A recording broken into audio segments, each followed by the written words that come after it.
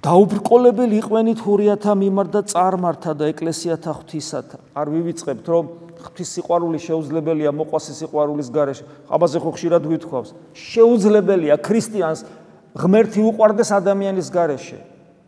და შეუძლებელია ქრისტიანს ადამიანი უყვარდეს ღმერთის გარეშე, იმიტომ რომ კვარცხლ ბერკზე არც მხოლოდ ღმერთი და არც მხოლოდ ადამიანია, განკაცებული ღმერთია იესო ქრისტე. ჩვენ არ აგვაქვს იმის შესაძლებლობა, რომ ცალკე რომელიმე გვიყვარდეს. ეს არის ქრისტიანობის ერთ-ერთი დიდებულება და ამიტომ პავლე მოციქული გვეუბნება, რომ ისე იცხოვრეთ, რომ არც ჰურიები დააბრკოლოთ, არც წარმართები და არც ეკლესიის წარმომადგენლები. ანუ ჩვენ ყველასთვის ნათელი უნდა ვიყოთ.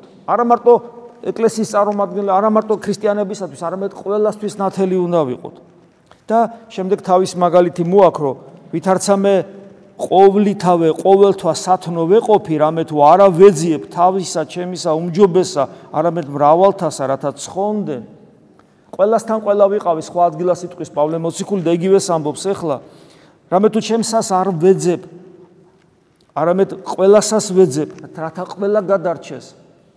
გამოვიდეთ უნდა ამ ინდივიდუალური ეგოისტური ჩარჩოდან და გავხდეთ პიროვნებები. პიროვნება არის ღვთის მსგავსი, ხოლო ინდივიდუალისტი და ეგოისტი ვერასოდეს ღმერთს ვერ იხილავთ და ამაზე საუბრობს პავლე მოციქული. და რა თქმა უნდა, თავად იძლევა ამის მაგალითს მობაძავ ჩემ და იქმენით ვითარცამე ქრისტესა. ეკლესიის 2000 წლოვანი ისტორია სავსეა პავლე მოციქულის დარი მაგალითებით. ეს არის სწორედ წმინდანობის ინსტიტუტი. უამრავი მისაბაძი მაგალითი გვყავს თუ როგორ მოვახერხოთ ის, რომ თან ადამიანებათაც დავრჩეთ. თან როგორც პიროვნებები ვრეალიზდეთ.